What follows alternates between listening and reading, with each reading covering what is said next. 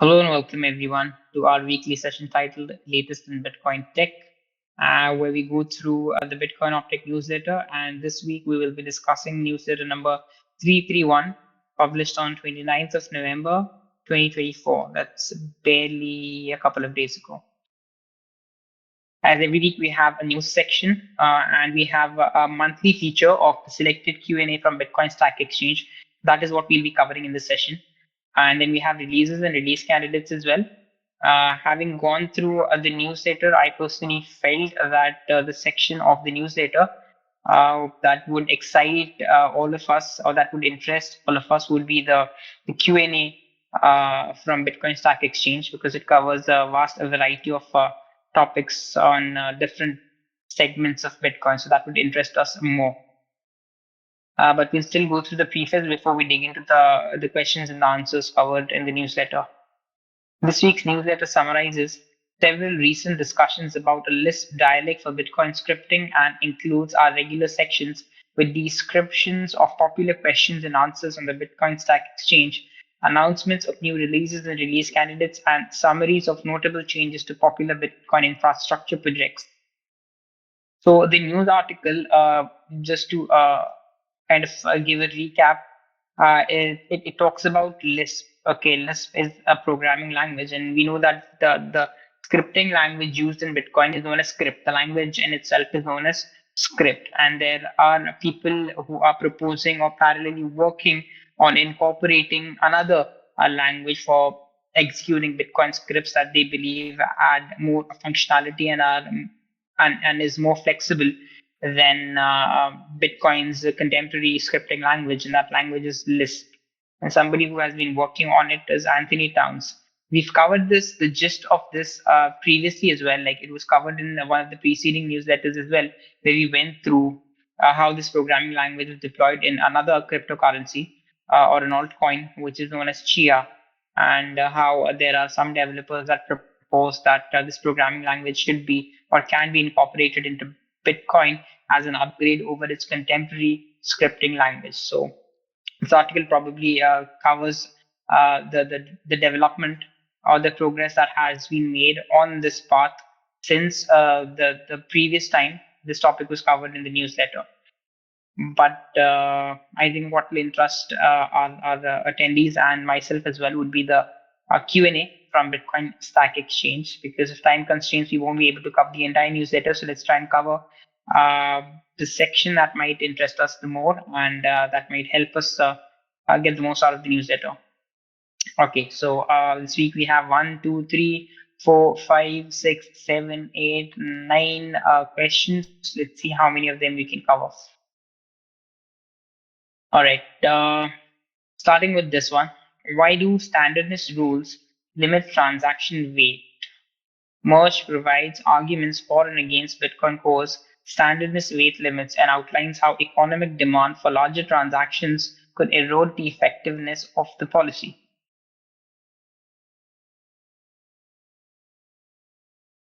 I will zoom in a little.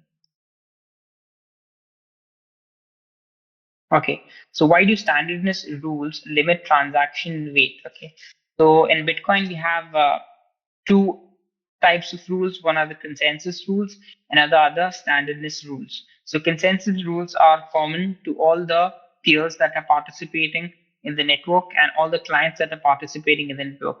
Every client, every peer that is participating in the Bitcoin network has to abide by the consensus rules. There is no circumventing them. There is no bypassing them.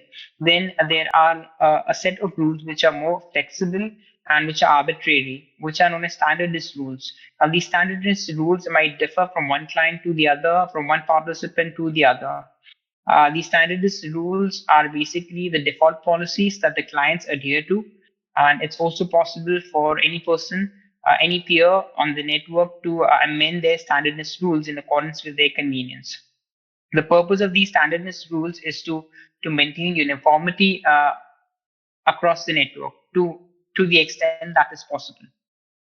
All right, so we have consensus rules and we have standardist rules. To repeat, consensus rules are non-negotiable. You cannot circumvent them. You cannot bypass them. Every single participant of the network has to by force comply with them. If you don't comply with them, you're not a part of the network anymore. And then we have standardness rules, which are also known as policies, which are there to facilitate better interoperability between different clients and peers across the network and to maintain uniformity in the data that is being shared across the network. However, these are not rules that are imposed upon the participants in the network by force. These are arbitrary rules. If you want, you can abide by them. And for some use case, if you don't want to abide by them, then you are absolutely free to continue participating in the network, even though you're not adhering to the standardness policies. And these policies vary from client to client, and they might even vary from peer to peer. So there are some standardist rules that limit the transaction weight, right? So every transaction has a weight, obviously, and there is a weight to the transaction. There is a weight to a lot of things in Bitcoin, right? Because block space is scarce, bandwidth is scarce, so it's imperative that optimal usage of bandwidth and block space is made. So the block size limit is that there's a limit to the weight of the blocks, there is a limit to the weight of the transaction, there is a limit to the weight of the script, there is a limit to the weight of the element that can be put on the stack when the script is being executed. So this question addresses the rules that limit the transaction weight, the standardness rules that limit the transaction weight. Why do standardness rules limit transaction weight? What are the reasons and arguments for and against limiting the weight of transactions per standardness rules or even consensus rules? All right, so the answer says the maximum standard transaction size was introduced in PR 2273. In this PR, the rationale is given as extremely large transactions with lots of inputs can cost the network almost as much to process as they cost the sender in fees. A similarly worded comment lives in the code base today above the code that performs the check. This limit was introduced at 100 KB. When SegWit was introduced, it was changed to be a weight limit, changed to 400,000 weight, which results in an equivalent of 100 KB non-witness size limit. All right, so this first answer basically it just enlists the weight limits. I don't think it answers or addresses the question in its entirety. It just addresses and sheds light on what are the weight limits. So the limit was introduced at 100 KB. Initially, when the transaction weight limit was introduced before SegWit, remember before SegWit, there was only one unit that was used to measure the size of transactions, that was KB. All right. So before SegWit, a transaction could have been maximum of 100 KB. Post SegWit, we have this unit known as weight unit. So one block can be of 400,000 weight units. Okay, and one transaction, Tapu transaction, for instance, can usurp an entire block of 400,000 weight limit. However, now the SegWit transactions are bifurcated into two segments, which are known as the witness part and the non-witness part. Okay, so the non-witness part can only be 100 KB. The non-witness part does not get any discount; it can only be up to 100 KB of non-witness size limit. So this answer kind of sheds light on what the transaction limits, what the contemporary transaction limits are, what they were pre-SegWit and what they are currently. I think this answer gives a more detailed explanation as to why do we have weight limits, why do we have transaction weight limits in policies. So larger transactions will permit slightly more efficient, bigger consolidation or batch payment transactions, as well as non-payment applications, such as example, novel second layer protocols that make use of large proofs. If economic demand for such transactions were established, the current standardness weight limit could prove fragile and easily be circumvented via direct submission to miners or private mempools. This could quickly lead to the standardness limit being obsoleted and transactions of any consensus valid weight being accepted to mempool. So these are the what you can say the arguments for. The arguments for. Okay, so the questioner is asking for what are the arguments for and what are the arguments against the weight limit. Okay, so these are the arguments against the weight limit. Sorry, these are the arguments against the weight limit. Okay, what are these arguments? That if we do not have a weight limit, if we allow larger transactions, then one benefit of it would be what? Easier consolidation. Easier consolidation, because if the weight of the UTXO is greater, you will not have small transactions. Okay, so with bigger transactions, UTXO consolidation becomes easier, and same goes for batch payments, right? So if you are running an exchange and there are multiple customers who want to redeem their funds, there are hundreds of customers who want to redeem their funds, and you would like to consolidate their UTXOs and pay them in a batch. Okay, pay them in a batch. Then if you are permitted to create transactions of higher weight, then that makes it easier for you to create batch payments for your customers. Also, it could facilitate the advent of some second layer protocols that make use of large proofs. Okay, so uplifting or relaxing transaction weight limits. The arguments for it is that it facilitates more convenient consolidation of transactions. It facilitates batch payments of transactions, and at the same time, it can lead to the advent of second layer protocols that make use of large proofs, because now you're allowed to make bigger transactions. Okay, since the transaction weight limits have now been relaxed, you can make larger transactions. So these are some arguments for not having or relaxing the weight limits of a transaction. Now, reasoning about transaction relay incentive compatibility and validation are significantly easier with smaller transactions. Example, pinning, the quadratic hashing problem, dependencies in the mempool, etc. Okay, so smaller transactions are easy to relay, okay, and validate. They're easy to relay and validate. So these are some pros, or these are some arguments against uplifting or waiving that transaction limit. But the biggest issue with larger transaction sizes is how it affects block template creation. Building the block that collects the maximum sum of fees is a variant of the knapsack problem and therefore NP hard. Good solutions can be approximated with greedy algorithms. Even better solutions can be computed. Example, with linear programming approaches for significantly more computational effort. So the biggest issue with larger size transactions, one impediment of uplifting transaction weight limit would be what? Would be in template creation. How would that be? We'll see how that would become a hindrance for template creation.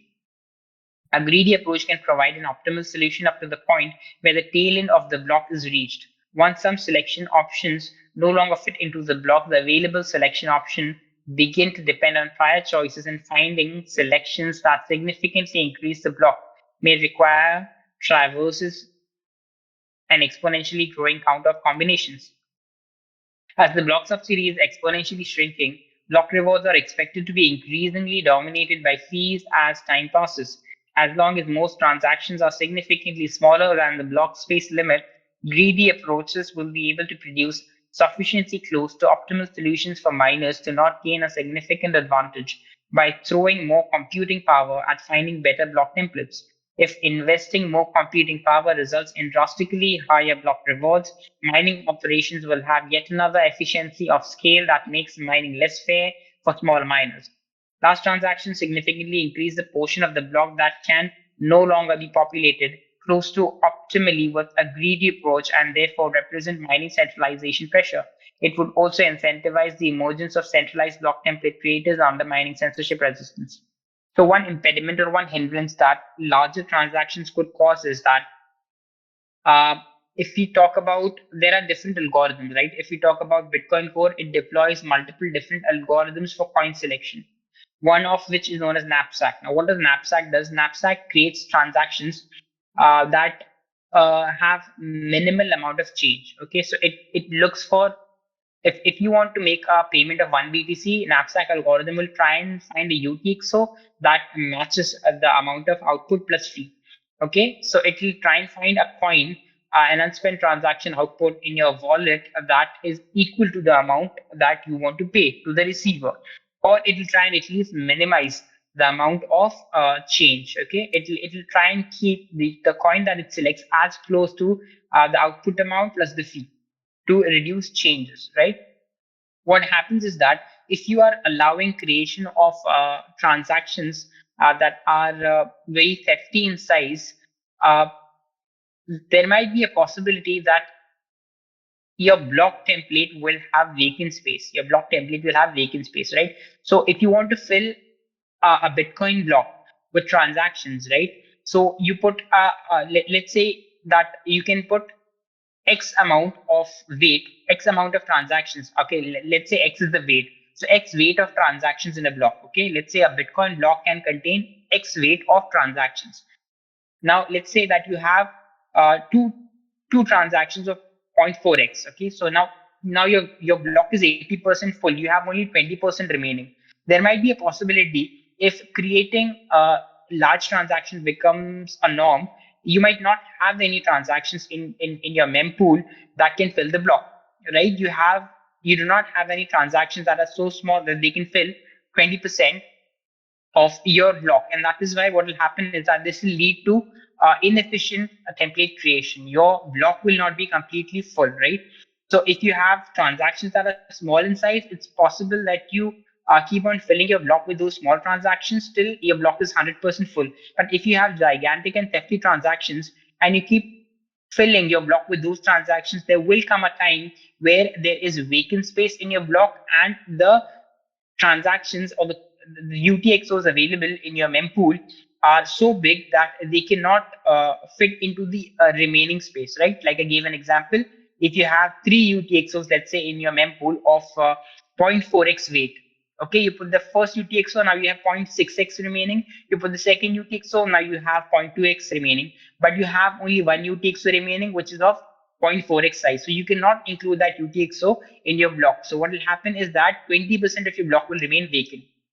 So this is a hindrance or a drawback of having or uplifting or waiving or relaxing the transaction weight limit, is that you cannot assure accurate and an optimal block template creation. So these are some arguments for and against standardness rules that determine the transaction weight limit, right? Some of the arguments for it, some of the arguments for bigger transactions is what they facilitate consolidation and batch payments, and they might even lead to the advent of novel second layer protocols that make use of large proofs. And some of the arguments against allowing or uplifting the standardness rules that limit the transaction weight is what it makes smaller transactions are convenient to relay, they're convenient to validate, and also they lead to efficient block template creation, as we discussed. So these are some arguments for and against the standardness rules that limit transaction weight. If anybody has any observations or any questions or anything they'd like to share, please feel free to unmute yourself and speak in the middle. Okay, if nobody unmutes, then I would assume that everybody is on the same page and I'll proceed. So anytime you want to add something, ask something, notify something, bring my attention to something, please feel free to unmute yourself and talk without waiting for me to stop and asking you to speak. Okay, all right. Let us look at the second question. Is the scriptSig spending on pay-to-anchor output expected to always be empty? Peter points out that because of how pay-to-anchor outputs are constructed, they must adhere to SegWit spending conditions, including an empty scriptSig. What is pay-to-anchor, P2A? We have talked about it in the preceding sessions. Let's just brush our memories once again. It's a small article. We'll quickly read it to refresh our memory and recollect and recall what pay-to-anchor outputs are so that we can comprehend the following answer better. Ephemeral anchors are a proposal to allow some transactions to be relayed even if they don't pay any transaction fee, provided they're relayed as part of a package containing a child transaction which pays the fee sufficient for the entire package. The proposal is built on top of the V3 transaction relay proposal, a V3 transaction containing as little as zero fee that has a zero value output paying up to as the entire script would be accepted when included in a relay package with a fee paying child. Right? We've talked about this in delay, what V3 transactions are and what ephemeral anchors are, right? And how V3 transactions enable you to relay uh, outputs which has zero value and pay zero fee to an obtuse script because they are succeeded by a child which pays for them. And the child and the parent are relayed as a package. This allows anyone on the network to use that output as the input to a child transaction. This allows anyone to create the fee paying child, even if they don't receive any of the other outputs from the parent transaction. This allows ephemeral anchors to function as fee sponsorship, but without requiring any consensus changes. All right. Ephemeral anchors is envisioned to be used with contract protocols such as LN, where transactions are signed by the contract participants a long time before they are broadcast, preventing the participants from determining an appropriate fee rate to use. Instead, any participant of several acting together can use the ephemeral anchor output as the input to a child transaction, which adds fees at the time the transaction is broadcast. This is similar to the anchor outputs added to LN, meaning Lightning Network, in 2021-22, based on the CPFP carve-out relay rule. Okay, so basically the use case of this P2A, the speed to anchor output, is what uh, there can be multiple uses, but what one of the most popular uses and intended uses is what is to mitigate pinning and to facilitate fee bumping in pre-signed transactions. On the Lightning Network, we know and we've discussed on multiple occasions that the Lightning Network, we have two transactions that happen on chain, right? The first is known as the funding transaction, which with you commence a Lightning channel, and the second is known as the commitment transaction, with which you close the Lightning channel and you go on the mainnet, right? Now, you sign the commitment transaction before actually broadcasting it, right? Every time there is a change in the state of the balance in the Lightning Network, you sign a commitment transaction, a new commitment transaction, and you revoke the previous commitment transaction. So with every time, uh, if Alice and Bob have a Lightning channel, every time Alice makes a payment to Bob, the state updates, right? The state of the balances update. And every single time the state of the balances update, a new commitment transaction with the recent state is signed by both the parties, right? But it is not immediately broadcasted. It is not immediately broadcasted. It is only broadcasted when both the participants, when one of the participants wants to go off chain, right? In case of a forced closure, when one of the participants wants to go off chain, they broadcast it. And when they sign that commitment transaction, they cannot predict beforehand when they will go on the mainnet, right? So it is not possible for them to efficiently predict the fee because the fee environment keeps on varying, right? The fee is not stagnant, it keeps on varying. So when you're signing the commitment transaction, in our example in the Lightning Network, you cannot predict what the fee market will look like when you broadcast that commitment transaction to the mainnet. You might have a rough idea. So the general practice is that both the parties generally sign the commitment transaction with a low fee, and when they want to broadcast it to the mainnet, then they bump the fee. Now there are various mechanisms to do it. One of them is RBF. One of them is CPFP, child pays for parent. One of them is using anchor output. So there are multiple mechanisms. One of them is known as CPFP carve out, and we've discussed all of these avenues and mechanisms in our sessions uh, over and over again. The one that interests us is P2A. The one that interests us is P2A, which is known as pay to anchor output, right? Which is known as pay to anchor output. Now, what is a pay to anchor output? A pay to anchor output is basically an output uh, whose only purpose of being in a pre-signed transaction is to bump its fee, right? Because in a pre-signed transaction, you cannot predict what the fee market will look like when you actually broadcast that transaction. So you need a mechanism to bump the fee when you are going to broadcast that transaction. And all the mechanisms that we have currently do have their drawbacks, whether it's RBF, whether it's CPFP carve out, whether it's RBF, whether it's CPFP or other than them, right? So one such mechanism that V3 transactions enable now are known as P2A, pay to anchor output, right? Now, what are these outputs? These are keyless pens, meaning anybody can claim these outputs. You do not need to possess a digital signature which unlocks them, right? Generally, what happens is that you need to own the private key you need to own the private key to the public key to which the transaction is being sent, right? So if Alice sends a transaction or UTXO to Bob, only Bob can spend that because only Bob possesses the private key corresponding to the public key to which that UTXO has been sent. But these are keyless outputs. Meaning anybody can spend them. Anybody can spend them. And that is why we look into the question. So is the scriptSig spending and pay to anchor output expected to always be empty? Expected to always be empty, right? So I understand. The question is I understand the new P2A outputs have a script pub key that looks like this. Op1, op push bytes 2, 4, E7, 3, right? Op1 means what? It means that witness version 1. So we have two versions of SegWit scripts. The first is known as version 0, which is P2WSH, and P2W which is P2WSH and P2W okay, 20 bytes and 32 bytes. Now, the second one is known as witness version 1, which corresponds to taproot, where a standard script can have any size greater than 2 bytes. Okay, so the witness version 0 can have scripts of only 20 bytes and 32 bytes. Standard scripts of only 20 bytes or 32 bytes, corresponding to P2W and P2WSH. But taproot scripts can be, which are also referred to as SegWit version 1 scripts. They can be of any size greater than 2 bytes. Okay, so this is what that refers to. Op1 means that this is a version 1 SegWit script. Okay, op push bytes 2 means that the script will put only 2 bytes on the stack, right? Because that is the smallest eligible amount of weight that a script can carry for it to be considered as a standard script, right? So these are 2 bytes, 4E70, these are 2 bytes. This is how a P2A script looks like basically. If my understanding is correct, this means that to unlock them, you don't need a scriptSig at all because the script interpreter will simply add both values on the stack, and since the final result is neither 0 nor an empty array, the script evaluates to true and succeeds.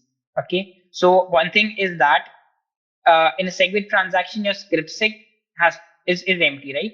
The scriptSig is empty because in a non-SegWit transaction, you have a script pub key and you have a scriptSig, right? A locking script and an unlocking script. But your unlocking script is shifted in a SegWit transaction to a different position in the transaction, right? So the anatomy of a SegWit transaction differs from the anatomy of a non-SegWit transaction. The SegWit transaction, the unlocking script or the scriptSig is a part of the transaction itself. In a SegWit transaction, it is shifted to a shifted to a separate place in the transaction itself, but it's referred to as the witness data or the witness program, right? So your scriptSig is empty. If you look at a SegWit transaction, you find a script pub key, then you'll also find the scriptSig field, but that field will be empty because the value of that field is now shifted to another place known as the witness data or the witness program. My question is, uh, is it expected that the scriptSigs for unlocking those P2A always be empty? Would a transaction spending one of those with a non-empty scriptSig be considered non-standard? Okay, so now P2A outputs have a SegWit script, like meaning they have a version 1 SegWit script, which means that the scriptSig field will be empty. Now the questioner asks, is it mandatory that the scriptSig field has to be empty? What if the scriptSig field is not empty? Will it be a non-standard transaction? Will it be an invalid transaction? What will be the repercussions? How will the network react if a P2A output has a scriptSig field which is non-empty? Okay, which is non-empty. Is it expected that the scriptSigs for unlocking those P2A always be empty? The answer is yes. Would a transaction spending one of those with a non-empty scriptSig be considered non-standard? Not just non-standard, doing so would be consensus invalid. So the scriptSig field, one thing we get to learn from the answer is that the scriptSig field in a SegWit transaction has to be empty by consensus. It is not a standardness rule. It is not a policy rule. It is not something that you can circumvent with. It is mandatory. It is by consensus. It is decreed by consensus that the scriptSig field in a SegWit transaction must be empty. If it is not empty, if it contains data, then that will be a consensus. Then that transaction will be considered invalid as per consensus. A payToanchor output is a native SegWit output as defined by BIP 141. A SegWit output is an output whose script pub key consists of an of n between 0 and 16 inclusive, followed by a push between 2 and 40 bytes inclusive. It happens to be one that has no version specific consensus rules associated with it, but it is a SegWit output no less. Native SegWit outputs are subject to a number of rules, but one of them is that they can only be spent using an empty scriptSig, as the spending information is expected to be found in the witness. If you were to try to spend a P2A using an input with a non-empty witness, that would be legal and non-standard, but a non-empty scriptSig is outright invalid. But a non-empty scriptSig is outright invalid. Okay, so what the answer says is that firstly, we understand what payToanchor outputs are, right? payToanchor outputs are basically outputs, they are dust outputs. They are dust outputs. I think they they need to have a minimum value of 240 sats. They can have a value greater than that, but they can also have a minimum value of 240 sats, which is below the dust level, right? Which is below the dust value as per the standardness policies. So pay-to-anchor outputs in Bitcoin Core need to have a minimum value of 240 sats, if I'm not mistaken, and their only purpose of existence, or the prime reason of their existence, is that they will be fee bumped, right? Because if a UTXO has an output of 240 sats, then it will not be broadcasted by the network, right? The nodes that are complying with standardist rules will not broadcast it. So what do? You put it there so that it is not broadcasted on its own. Rather, a child is dependent to it, and the child pays for the parent. Okay. So if the P2 output is V3 and its child is also V3, this child and this parent will together form a package which can be relayed and broadcasted together. Now, these P2A outputs are, what are they? They are version 1 SegWit output. They have a version 1 SegWit script. They have a version 1 SegWit script. Okay. Now, what does this mean? This means that the scriptSig field needs to be empty, right? Because in a SegWit transaction, the value of the scriptSig field is shifted to the witness program, right? And the scriptSig field is empty. And this is by consensus rule. So what the answer is that if it has a non-empty witness, right? Meaning, if it is a keyless output, which P2A anchors are, right, you don't need a digital signature to spend them because they spend to an obtruse script. They spend to an obtruse script, meaning anybody can claim them, right?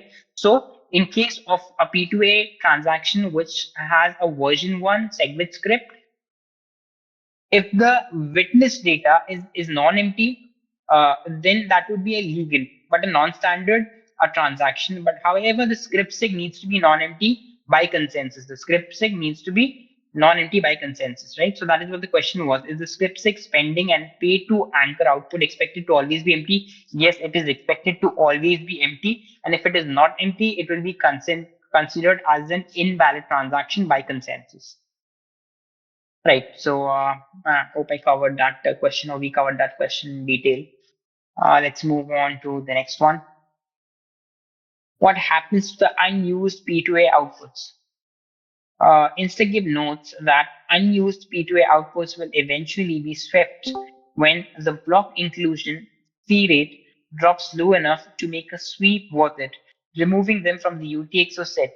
He goes on to reference the recently merged ephemeral dust PR that allows a single below dust threshold output in a zero key transaction, provided a child transaction immediately spends it. What happens to the unused P2A outputs, right? So we just now uh, discussed that these outputs, they carry very little value, right? They carry very little value. So what will happen to them? Will they load the UTXO set? What's the mitigation to And them? we should also keep. So the question is, I'm looking at P2 anchor outputs and have a few questions. What happens to P2A outputs that are never needed in the end because the user didn't need a fee bump on their transaction? Will they just load the UTXO set, right? Now, just now we discussed that P2A outputs can be used in pre-signed transactions for bumping the fee, right? What if you don't have to bump the fee, right? What if your pre-signed transactions fee is adequate for the transaction to get broadcasted and mined by the miners, and you never need to attach a child to this P2A output? What do you do in that situation? Because this output cannot be spent on its own, right? It has a dust value. It has a value which is below the dust limit, right? So what is uh, the future or the mitigation of these UTXOs, because they're so small that they cannot be spent on their own, right?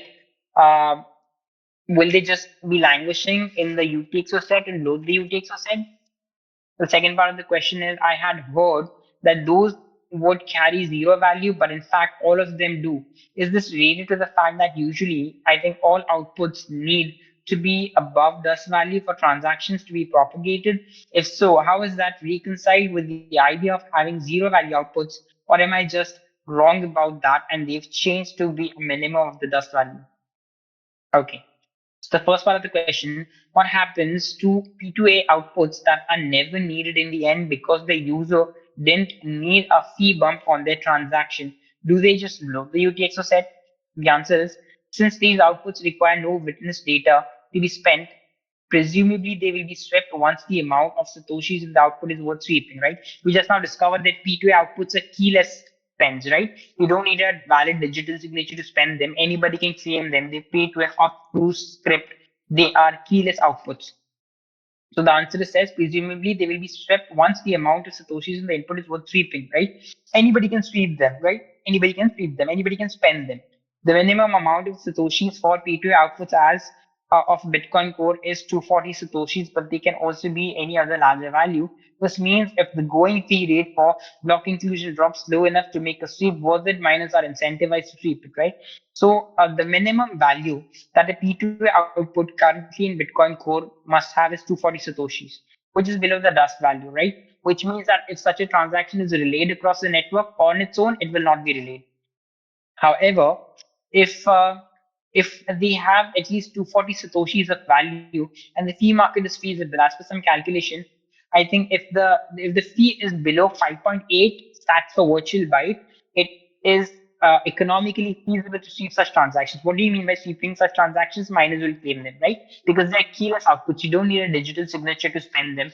Anybody can spend them, but anybody would not be incentivized to spend them because their value is so little and in most cases the amount of fee that you will end up paying to redeem them or to claim them will be more than the value of the sats.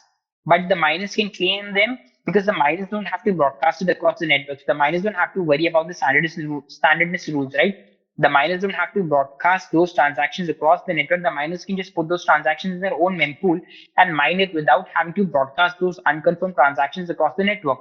And if the fee environment is such that the fee rate is less than 5.8 sats per virtual byte, it is economically feasible for the miners to sweep these P2A outputs. All right. So if these P2A outputs are not used for fee bumping and they are just loading the UTXO set, if the fee environment is such that the fee rate is less than 5.8 sats per virtual bytes, then because they are keyless spends, it will be economically feasible for miners to sweep and clean those transactions so that they can be consolidated and not load the UTXO set.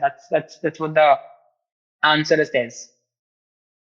The second part of the question is I had heard that those would carry zero value, but in fact, all of them do. Is this related to the fact that usually I think all outputs need to be above this value for transactions to be propagated? If so, how is that reconciled with the idea of having zero value outputs? Or am I just wrong about that and they've changed to be a minimum of the dust value? Right. So the questioner is under the assumption that P2A or pay-to-anchor outputs are zero value outputs. They are not. They need to have a minimum value of 240 satoshis, but the questioner is under the assumption that P2A outputs need to have a zero value. So the question is asking that is it possible for zero value outputs to be propagated across the network, right? Because we have dust rules in Bitcoin Core, right? So if there is an output that has a value below the dust limit, which varies in accordance with the type of transaction and the script of the transaction, will those transactions be propagated across the network?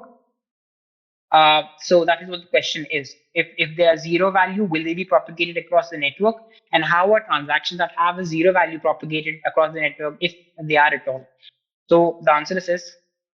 Currently, all non-operator outputs have a non-zero Satoshi value dust limit that's calculated based on the script size and some other heuristics. So all transactions, all types of transactions in Bitcoin have a standardness rules that they need to have a non-zero value. They need to have a non-zero value. The only exception is operator. You can have an operator. You can have a transaction or an output that's paying to an operator, even though it has a zero value, it will be broadcasted across the propagated across the network. The original idea for ephemeral anchors was split into two separate concepts, pay-to-anchor, P2A, which is the script format, and ephemeral dust, which is the ability to have a dust output with unduly bloating the UTXO set. The latter idea is not bound to a specific output type and is still being developed for a future Bitcoin Core release. Right. So I think the questioner got confused between P2A and ephemeral dust, right? So ephemeral dust or ephemeral anchors are being worked on, which will be zero value outputs, right? But as far as P2A is concerned, then they need to have a minimum value of 240 sats, right? So to summarize, P2A outputs, if they are not used for fee bumping, then they can be swept by the miners because they have a minimum value of 240 sats. And if the fee environment is conducive for the miners, then they can sweep those outputs and claim them for themselves because these are keyless outputs that anybody can claim. And as far as zero value outputs are concerned, then as of today, there are no zero value outputs that comply with Bitcoin Core's standardness policies that will be propagated across the network except op return. Except op return. Ephemeral anchors are the second type of outputs that will have a zero value and that will be propagated across the network, but they are being worked upon. They are being worked upon. They are not yet standard transactions. Okay, so the third question was also some way or the other connected to ephemeral, connected to P2A outputs, all right? Okay, all right. Why doesn't Bitcoin's proof of work algorithm use a chain of lower difficulty hashes? Peter Bola and Wojciech Tran described the mining centralization pressure that would happen if the progress-free property of Bitcoin's mining was violated with such an approach. Okay, let's look into this question. Why doesn't Bitcoin's proof of work algorithm use a chain of lower difficulty hashes? Uh, Current Bitcoin proof of work algorithm leads to a block time distribution like this, all right? Which is quite sparse. If instead it requires a chain of lower difficulty hashes, example, instead of one hash of difficulty 12, it would be enough to provide chain of four hashes of difficulty 10. The distribution would be more dense. This is how the distribution would look like if you had to produce four hashes, okay? This way, block mining time and therefore transaction finalization time will be more predictable. Is this simply a historical occasion that is difficult to alter, or are there significant drawbacks in this mining algorithm?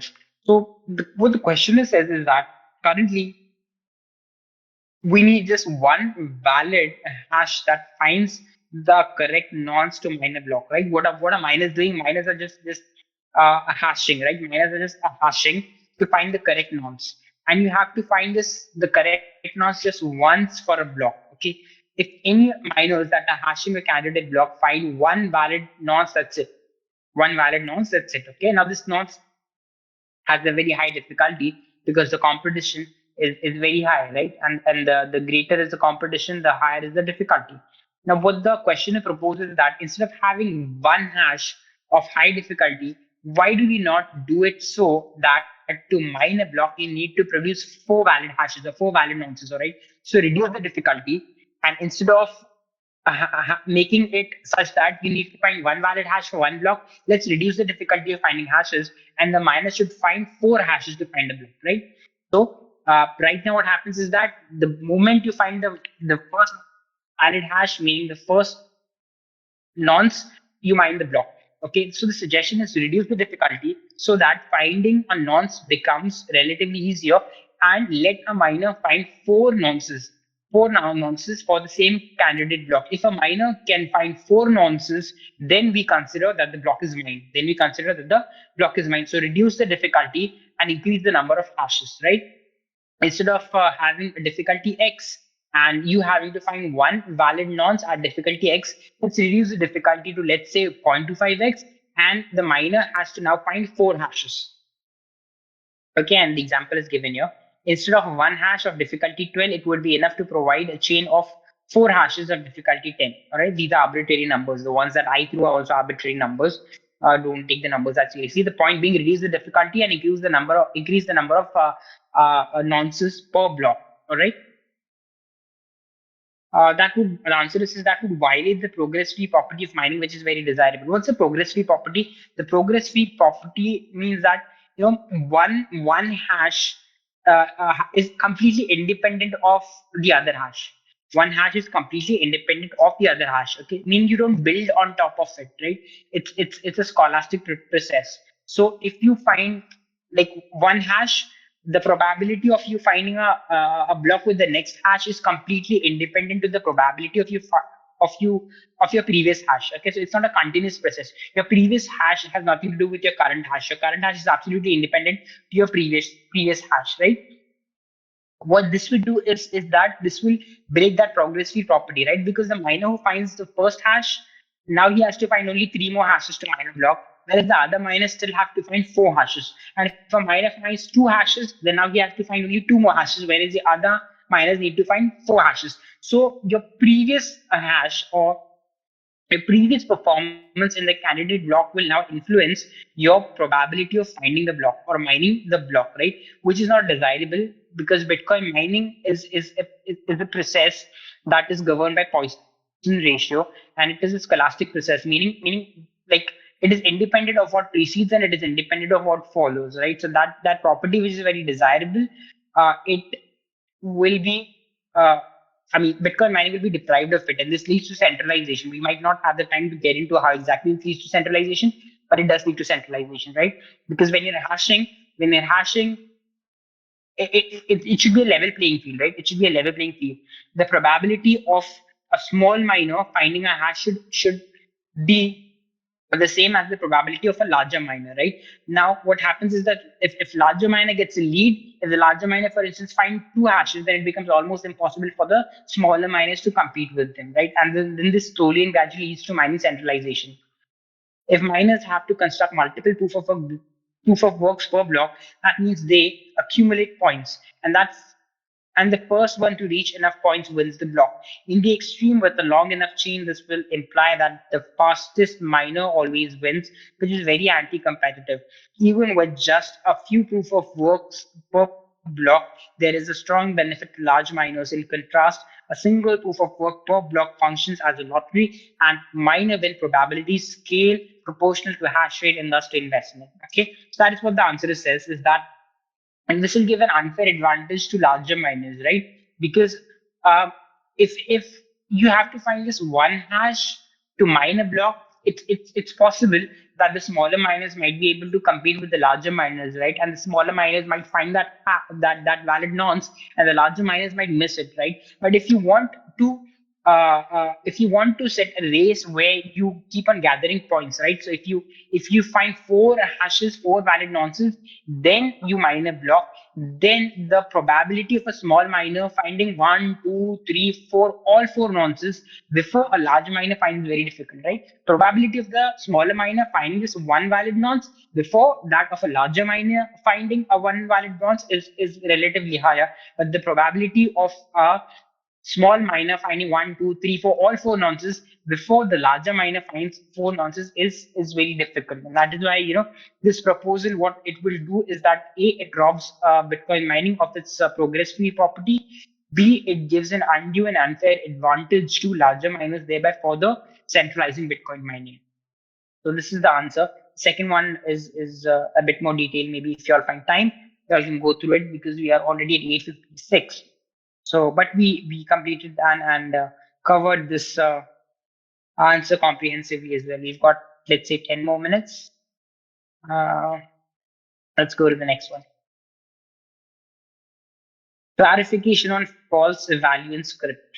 From my interpretation of Bitcoin script wiki, this link that takes to Bitcoin Wikipedia, I guess, and the Rust Bitcoin code base, two items on the stack get interpreted by the Bitcoin script as false. Okay, so your Bitcoin script will always uh, result into a true value, meaning your Bitcoin script execution will always be successful except in two cases. What are those two cases? The first case is that the final element of the stack is an empty array, or the final element on the stack is this single byte zero, right? And that is why we say that the P2A, the P2A scripts that we looked at recently, they are of true script, meaning they push just 2 bytes on the script. They push 2 bytes on the script. I guess those bytes are 4E73, if I'm not wrong. Now, those 2 bytes are neither an empty array, those 2 bytes are neither a single byte of zeros, right? Which means that any element that is on the stack after the script execution is completed, which is other than these two, the script will be executed successfully. And that's why we say that P2A outputs are what they are. They will always evaluate to true. They are keyless pens, meaning you don't need digital signature to validate those transactions, right? Because the scripts are architectured in a manner that they will always have a value of 2 bytes on as the last element on the stack, which is none of these two, and thus the script will be interpreted as a true script. So the question one is it correct to think that a 2 byte long or more arrays of zeros, even though, okay, I'll just bridge the question. Okay, so the questioner asks that, is it only these two values that leads to a script being interpreted as false, right? or because this is zero, right? This is basically zero. If you add zero, zero, zero, zero to it, okay. So this interpreted in integers is zero. This also interpreted in integers is zero, right? So this is also zero in integers. This is also zero in integers, right? So, but the difference is only this will be considered as false. Only this will be considered as false. If you add more zeros, it will be considered as true. If you push 4 bytes of zeros, even though as an integer it's still zero, but it will be considered as true, okay? Because the script are designed in a manner that only these two values are considered as false. Only these two values are considered as false. If you add 0, 0, 0 over here, even though the integer value is still zero, but because it is now utilizing more bytes, it will be considered as a true script. All right. So that is what the answer says. For the purpose of determining whether a script stack element is true, false in Boolean context, the empty array is false, right? We covered that above. An array consisting of just 0 bytes is false. An array consisting of just 0 bytes followed by a single 80 at the end is false. This is hexadecimal 80, obviously. Encoding of negative zero. So this is negative zero. So, okay, either at the end of the stack, either you have this, or you have an empty array, or you have this followed by this. Only in these three situations, the script will be interpreted as false and everything else will be interpreted as true. All right. Let's see, we have 5 more minutes. Let's try and cover at least these two. Why is this strange microtransaction in my wallet? What is this strange microtransaction in my wallet? I did not initiate this transaction. This is a transaction. Is there any reason that it could be legit, not a sign of a compromised wallet? Thank you. The answer says this seems to be what's known as an address poisoning attack. It works like this. The attacker picks an address that has been used multiple times and holds a considerable amount of money, over 5 BTC in this case. They can then craft an address using a brute force search that they control, but that begins and ends with the same characters as the victim's address. And from this special address, send the victim a small amount of money. The hope is that the next time the victim wants to use their address, they copy it from their transaction history and accidentally copy the attacker's address, who then receives the fund intended for the victim. Some ways you can protect yourself from this attack. Okay, so how is this attack? Okay, so let's say somebody is reusing an address. Somebody has a wallet, a Bitcoin wallet, and they are reusing an address. Okay, and this address contains a decent amount of fund. Now, people who monitor blockchain heuristics, they can find out such an address because obviously it's being reused, right? So they find an address actually reused that contains a considerable amount of bitcoins. Now, what they can do is using brute force using brute force, they can create a Bitcoin address which starts and ends with the same value of that Bitcoin address. Okay, the Bitcoin address that is being reused, that contains considerable amount of funds. An attacker can brute force and create a similar looking address, meaning it starts and ends in the same way, and then send a small amount of money to with that address to the recipient and send a small amount of money from that address to the recipient. Okay. Now, what the recipient, because this address holder or this wallet holder has a habit of reusing his addresses, right? So he goes into his wallet, he copies and pastes the address which he generally uses. Okay. Now he'll go into his wallet and he'll try and copy and paste the address. Now, because the address that the attacker has sent starts and ends with similar characters, right? So the wallet owner will think that this is the same address that he reuses, whereas it is not. He will copy that transaction, and using that transaction, he will copy that address and send that address to somebody who owes bitcoins to him, and that person will send bitcoins. And instead of those bitcoins going to the recipient, the bitcoins will go to the attacker. The bitcoins will go to the attacker. How do you mitigate this? Some ways you can protect yourself from this attack is don't reuse addresses, don't copy addresses from your transaction history. Always check every character of your address, not just the start and end. Not just the start and end. All right. The last question probably we'll take. What's the time? It's 9:03. Right. Let's just take the last question so that we can finish our quota of 1 hour. Looks like a small one. Yeah, small one. This ad is annoying me. Are there any UTXOs that cannot be spent? Pretty straightforward question. I have heard that there are UTXOs that cannot be spent. From my understanding, it is because the script pub key is constructed in that way. Is this correct? Are there some real life examples of the blockchain? Was this done intentionally or by mistake? How many are there? Answer says yes, there exists transaction outputs which are provably unspendable regardless of cryptographic assumptions. So even when hashes and or elliptic curve security were broken. One well-known example are operator outputs. Since the operator opcode immediately aborts script execution, any output whose script pub key contains this instruction outside of an op-if branch is irrevocably unspendable. This is a popular mechanism for committing extra data inside Bitcoin transactions. An operator transaction is irrevocably unspendable. Okay. The question asks, are there any Bitcoin UTXOs which are unspendable? The answer is yes. It is. One example is what? Of op return, which is not inside an op-if branch. Another example of unspendable outputs are ones whose script pub key exceeds 10,000. That is 10,000, right? It's 10,000. Yeah, it's 10,000. Creating such output is legal, but such large scripts are unexecutable and this cannot be used in inputs.